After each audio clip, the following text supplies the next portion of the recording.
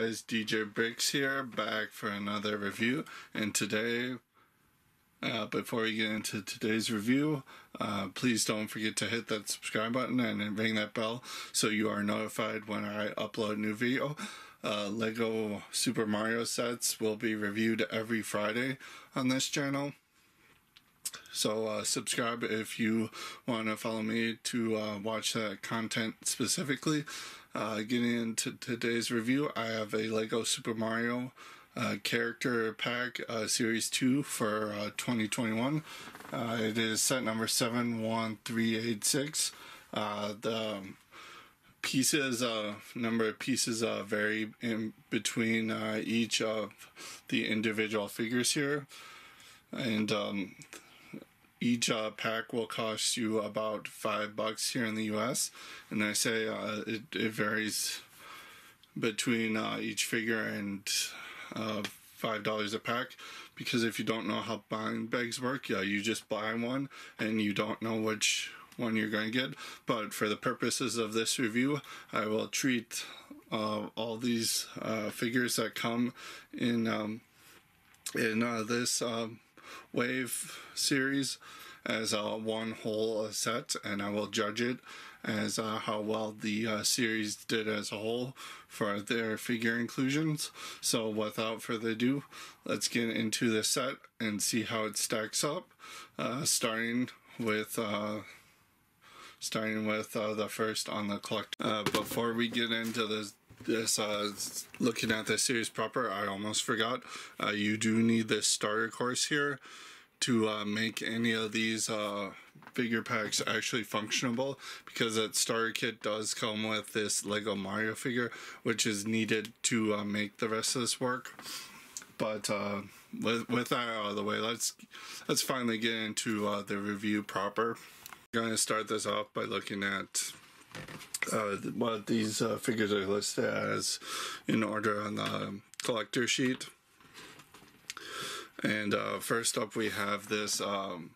We actually have a power-up in Series 2 here. It is the Poison Mushroom, though I don't know how much of a power-up it is, considering when you bring Mario in here.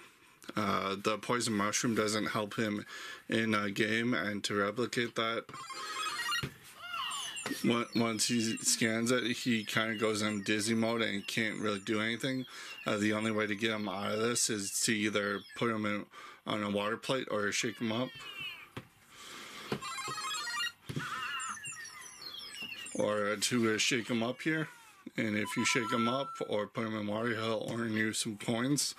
So I guess that's how it's a power-up. The base itself is on that Mario plate here in purple for the Solar Pop biome. It has a log here, printed tile here, and a little flower with a coral piece on it. But that does it for the Poison Mushroom. Next, we're going to take out a look at the dry bones version of a Goomba. The bottom here, you do have a couple pieces in teal as well as this piece, but the white on it isn't opaque enough to actually register. And it's pretty much the same Goomba build that we've been getting. It's just all in white with a nice new face print here. And it is defeated with one stomp, and it'll get you 1 coin, like typical Goomba. And his little base here just has a little piece of stone here for him to sit on, as well as a couple of the small candle flame pieces, just make it look like it's lava. But that does it for the Bone Goomba. Next up is Ninji. It's fairly a recent featured villain in Paper Mario. It's got a nice printed tile here for the front here, and has a feet piece in black. You have a nice bunch of jumper plates with slopes here, making a nice shaping to get that look for the Ninja across, and then just scan him once, defeats him, and earns a coin. And then his terrain here features a little lime green flower with a pink bud on it, that stem piece, and a nice little rock for Ninji to sit on. But that does it for Ninji. And next up we have a Whim, which is surprising we didn't get this in the first series or the first wave, considering how prevalent these are in Bowser's Castle levels. It's a fairly basic design. Just has a printed tile on the front there. Uses a bunch of these pyramid pieces in a gray just to get that spiky texture that the Thwimps are known for. And then on the back you have a barcode here, and just stomping. It actually takes 3 stomps to defeat a Thwimp, and you get a couple coins for doing so. And then he's got this extra long block piece to position him on, and then you just have a couple of studs and tiles in orange and yellow there just to represent lava. But that does it for the Thwimp. We have a Hucket Crab, and he has a printed tile on the front there, a normal leg piece in a fairly standard color. It doesn't really have that much shaping, it's just tiles on top of tiles. His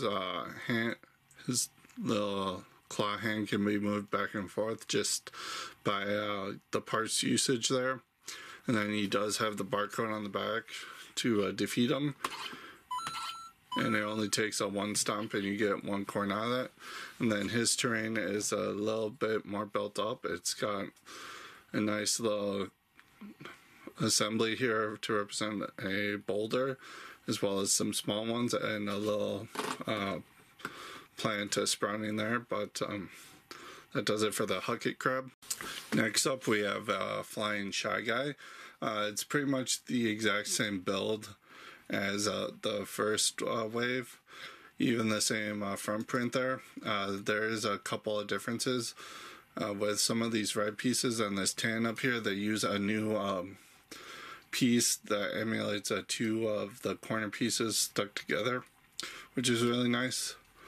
And then he just has a nice part usage here just to make up his belt buckle without actually having it built up. He does come with that propeller piece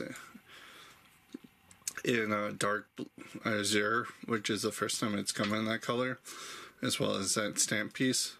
And then the thing I don't like here is his arms are just free floating there, just from the nature of how they're built. And then he just comes on this little platform here that has a couple flowers as well as a couple clear studs just to represent him flying. And then he's on his back here, he's got a nice little shaping here to represent the back of his hood. And then he's got a circular tile stickered there with, and just scanning him, 1 stomp and he gets you 1 coin. So we got a Flying Beetle here. It's pretty much the exact same build as the regular Beetle. It just has the adapted shell where it can accept these new, new for this theme, wing pieces here just to make it look like it's flying. And it's got one of those stickered scannable barcodes here to allow Mario to defeat him, and just scanning it. And you have to scan him twice, just like in game, to defeat him. And then he's just got this little clear stand that he sits on this yellow desert platform. A couple of pieces to represent rocks here. And you got a nice couple of colored pieces here to represent a little bit of foliage within the desert there. But that does it for the pair. So looking at the next figure, it is the Paragoomba here. Looking at his base first, it is the second figure to come on that new poison swamp biome here. It's got a couple of the flowers in coral, as well as a little sprout piece there, as well as a clear stand to place your Goomba on. And again, this Goomba is pretty similar to the Goombas of the past that we've exact same build. It's just got a new face print there, and this build for this umbrella is very cleverly built. It uses that flower stem here piece along with that nice little radar dish to kind of emulate the branches of parachute. That is a new print at the top, and then he's got a special barcode for this enemy type, and just stomping on it once defeats the Paragoomba, but that does it for him. Second to last, we have Fu, who is a much more recent Mario enemy type. It is a remake of a very different Mario enemy that has a similar name. It's just built with a nice little bit of studs on the side construction, as well as using these rounded pieces here for some nice shaping. It does use a similar technique of just having a stamp piece stuck in for the weird shaped mouth that some Mario characters have, and it's on this clear stand, and you got nice desert biome plate here with some nice builds for cactuses. And you can see that some of the green pieces I have are just different shades of green, though they're supposed to be all the same. And to defeat him, you just tip him down.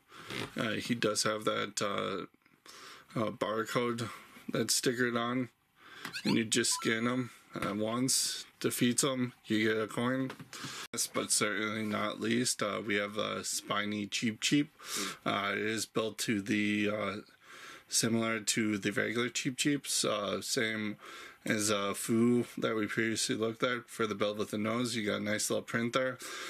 Clips on the side hold those wings that were introduced in this Mario line. You got a couple of spiky pyramid pieces here.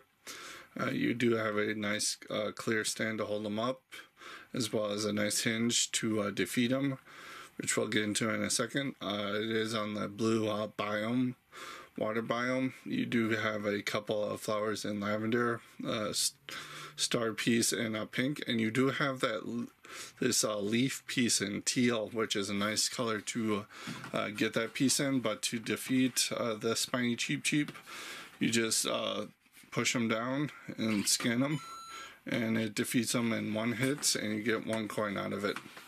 But that does it for all the figures within this series. With this series, you do have a lot of extra pieces in a lot of different colors and some interesting callouts. You do get this extra of this flower stem piece in white as well as green. Couple of the extra little sprout pieces here, the flower in coral color there, bunch of extra plates, extra tiles. You do get an extra one of the log print there, but the rest of it's pretty standard. So that does it for the extra pieces.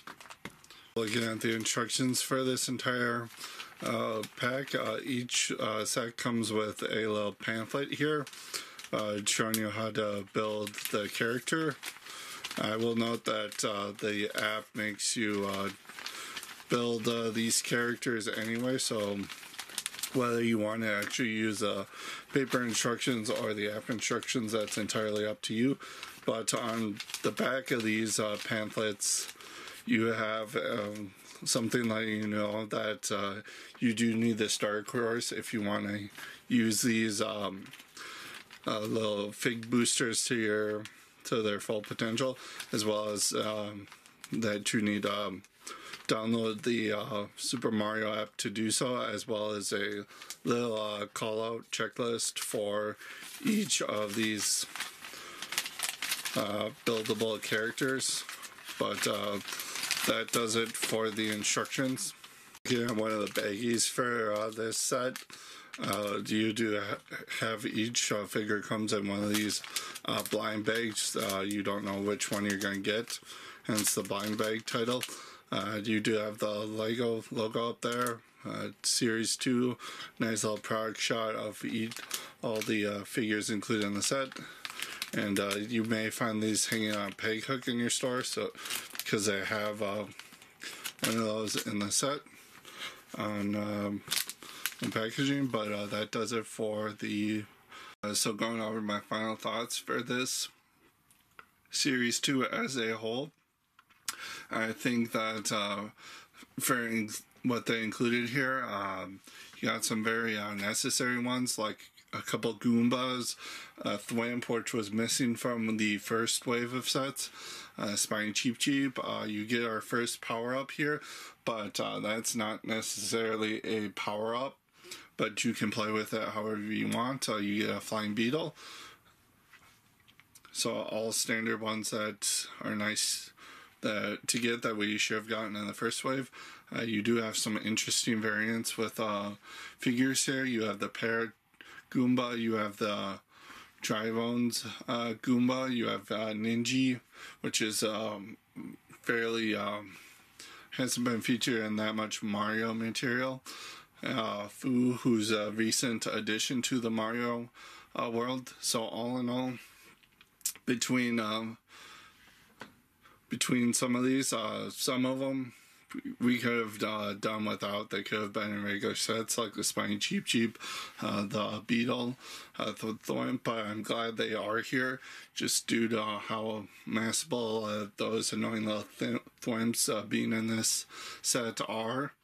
I would definitely try, if I was a kid, I would definitely try to get as much of those Thwimps as possible, just to customize a poster level and fill them with it. So all in all, I'd say this series is very worth getting the complete series, especially to build up your Mario level. It is definitely worth it. All in all, I'd have to rate this whole series as a whole as a 8.5 out of 10. And that does it for this review. I will see you in the next video. Don't forget to comment below, let me know what you personally think of this series, how LEGO did on it, how I did on this review. And until next time, until I see you in the next video, until next time, keep building.